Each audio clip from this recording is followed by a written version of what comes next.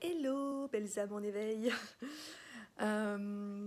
Aujourd'hui, il me reprend l'envie de vous faire une vidéo parce que hier, ce fut une journée un peu magique avec plein de messages d'éveil et de prise de conscience.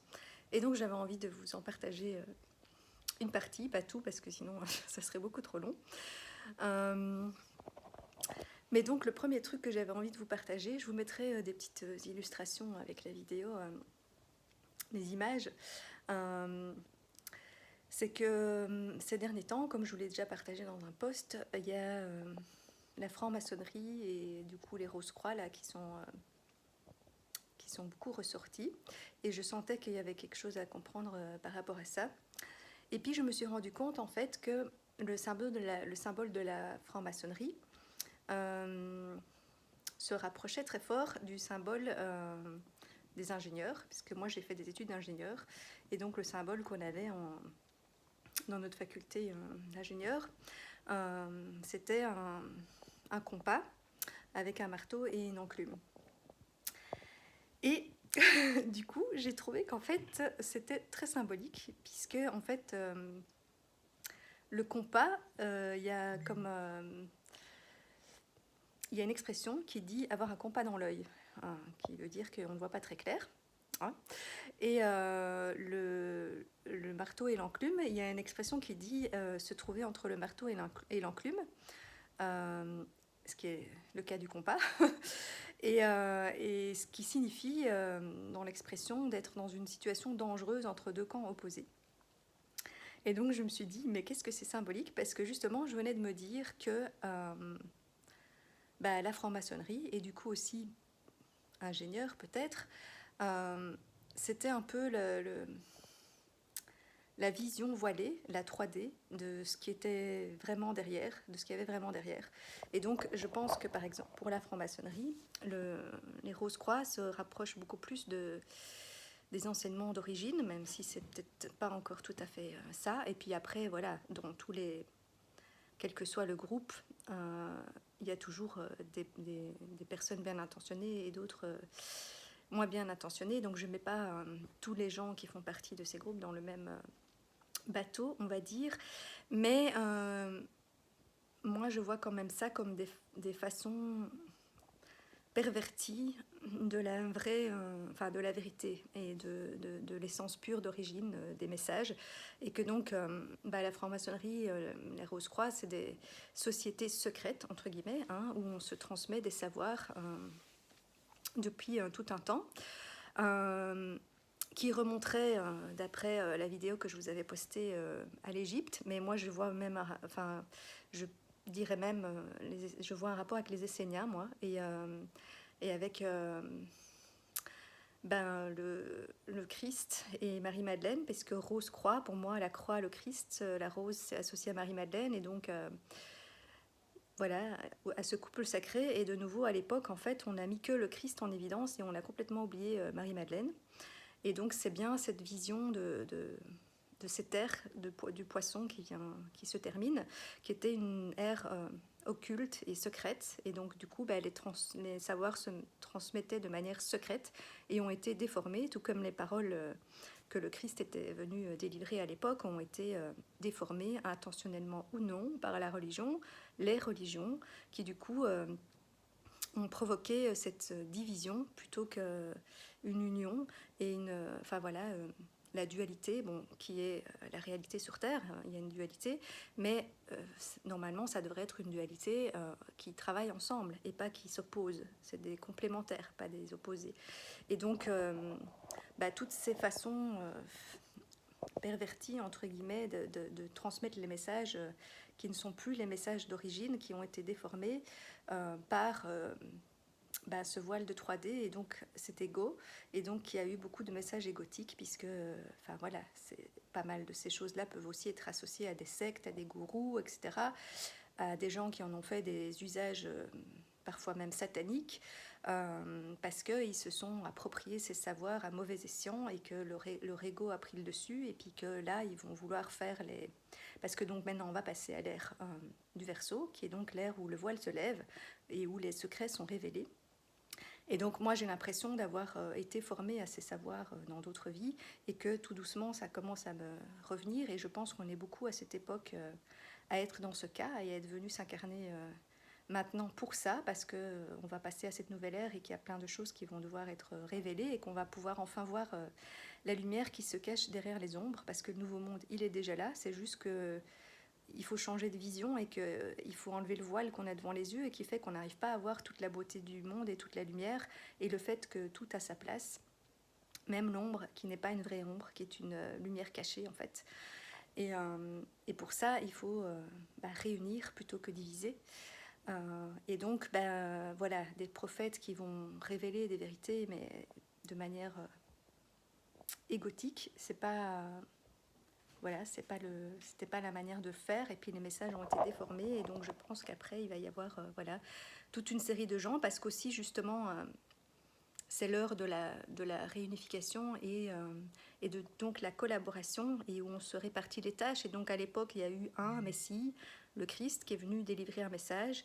Ici on va redélivrer ces messages de manière plus claire, non voilée parce qu'à l'époque c'était un peu voilés et donc tout le monde les a interprétés comme il voulait et on a fait voilà, ce qu'il voulait et ils ne les ont pas toujours bien utilisés, ces messages. Et qu'ici, on ait beaucoup de messies ou de prophètes quand on dit justement enfin, voilà, retrouver ce Christ en soi. Et pour moi, c'est pas que le Christ, c'est le couple sacré, Christ et Marie-Madeleine. Comme Rose croit, il y a le féminin et le masculin. Et c'est vraiment, voilà, ces couples sacrés, pour moi, c'est vraiment la clé de ce nouveau monde.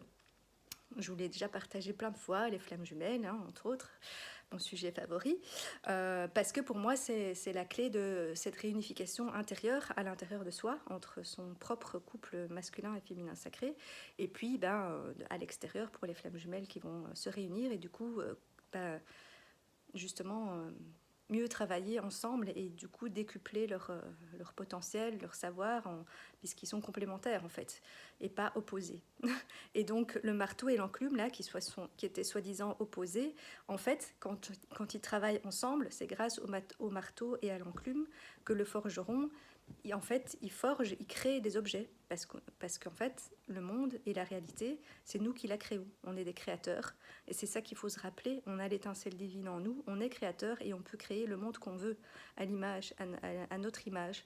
Et donc, si là, beaucoup trouvent que le monde ne tourne pas rond et qu'il est très moche, c'est nous qui l'avons créé comme ça. Et donc, il suffit de se dévoiler, de voir plus clair, de laisser cette union intérieure se faire entre le corps et l'esprit, le masculin et le féminin.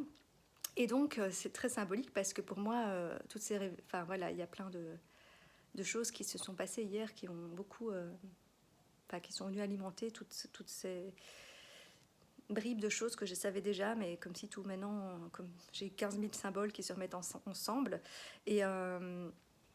Ce qui est, je sens depuis tout un temps que ce 23 mai est une date importante.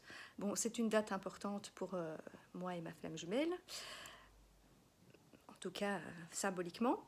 Mais du coup, je sens que cette réunification se fait en moi. Ça ne veut pas dire forcément que ça va se faire à l'extérieur aujourd'hui aussi, mais voilà, en tout cas en moi, ce qui est le but au départ, hein, de cette du fait de se retrouver dans la matière, les deux flammes, ça provoque un travail sur chacun pour faire cette réunification en soi.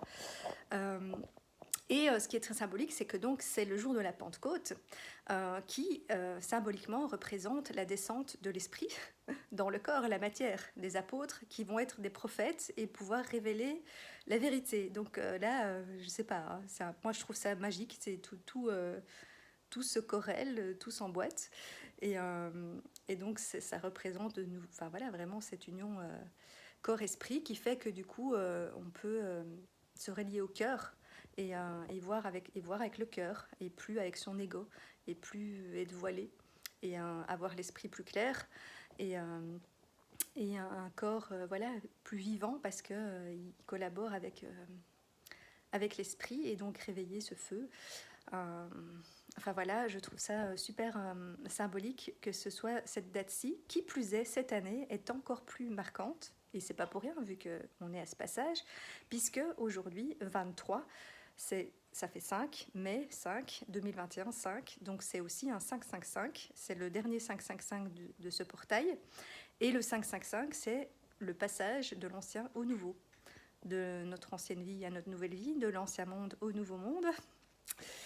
Bah, voilà, donc pour moi, et de justement la fin de cette division, de cette fausse dualité, enfin de cette dualité qu'on voit comme opposée, alors qu'en fait c'est complémentaire et que donc maintenant on va pouvoir repasser à l'unité ou à la collaboration.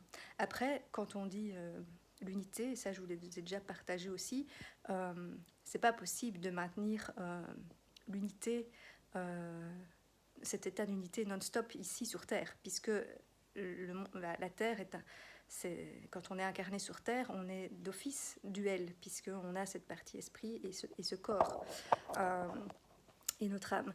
Et donc la dualité, quelque part, elle va rester, mais comme les deux parties seront complémentaires et non plus opposées et vont travailler en harmonie ensemble, eh bien, ils vont régulièrement reformer cette unité.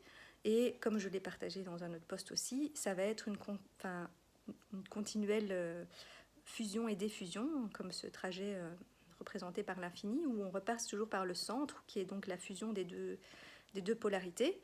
Et puis chacun repart de son côté, mais on s'est mis d'accord sur comment on allait travailler ensemble. Et chacun continue à jouer son rôle, et il y a toujours besoin des deux pôles. Mais ils travaillent ensemble et ils se subliment l'un l'autre et ils se réunissent, voilà, ils se retrouvent régulièrement en une belle unité et harmonie. Et du coup, pour les couples, c'est un peu ça aussi, c'est que la fusion des deux couples permet pas de se compléter parce qu'on est complet chacun, puisque là on est un être humain avec chacun son couple intérieur complet, mais de se sublimer encore plus parce que pour moi, chacune des flammes jumelles a développé des parts complémentaires, et qu'au fond, tout est en nous, mais il y a une partie qui est endormie et que l'autre, lui, a éveillé, et inversement. Et donc, au contact l'un de l'autre, on peut réveiller le tout. Et voilà, et mieux travailler ensemble et s'éveiller ensemble encore plus. Et voilà, une espèce de fusion magique. Mais voilà, qui pareil, ça veut pas dire que c'est une fusion permanente et qu'on est tout le temps collés l'un à l'autre. On reste deux entités indépendantes et on n'est pas... on est liés dans l'énergie, mais on n'est pas tout le temps collés l'un à l'autre, quoi. Mais voilà, ça fusionne, ça défusionne. Comme quand on fait l'amour, quoi. C'est un peu le même principe. Donc voilà, je trouve qu'aujourd'hui est une très belle date symbolique à beaucoup, beaucoup de niveaux. Et voilà, et pour moi aussi, c'est un anniversaire symbolique avec cette flamme jumelle qui, pour l'instant, voilà, c'est une réunion énergétique pour l'instant, mais moi j'ai l'info depuis le début puisque j'ai cette capacité justement à déjà voir derrière le voile certaines choses. Une part de moi sait le faire en tout cas, et l'autre est toujours comme nous tous un peu coincé dans les peurs, les doutes et l'ego, mais ma part lumineuse prend de plus en plus de place, donc voilà, ça m'aide à voir tout ça et puis à transmettre ma foi, parce que je pense que c'est un de mes rôles et un des rôles des prophètes entre guillemets qu'on est sur Terre, et c'est de rendre espoir aux gens et de venir délivrer ces beaux messages et puis d'aider à mettre en place ce nouveau monde qui prendra, je ne sais pas, je n'ai pas de notion de temps et je ne veux pas en donner parce que pour moi c'est quelque chose qui se réécrit à chaque instant, donc il n'y a pas de timing défini, mais je sais que ça ne sera beaucoup moins long que ce que certains pensent, et que ça approche. Alors après, voilà, dans combien de temps, je ne sais pas, mais et qu'on est nombreux à avoir un rôle à jouer, et que puisque justement maintenant on n'est plus dans l'ère de la division et de une personne qui prendrait le pouvoir d'avoir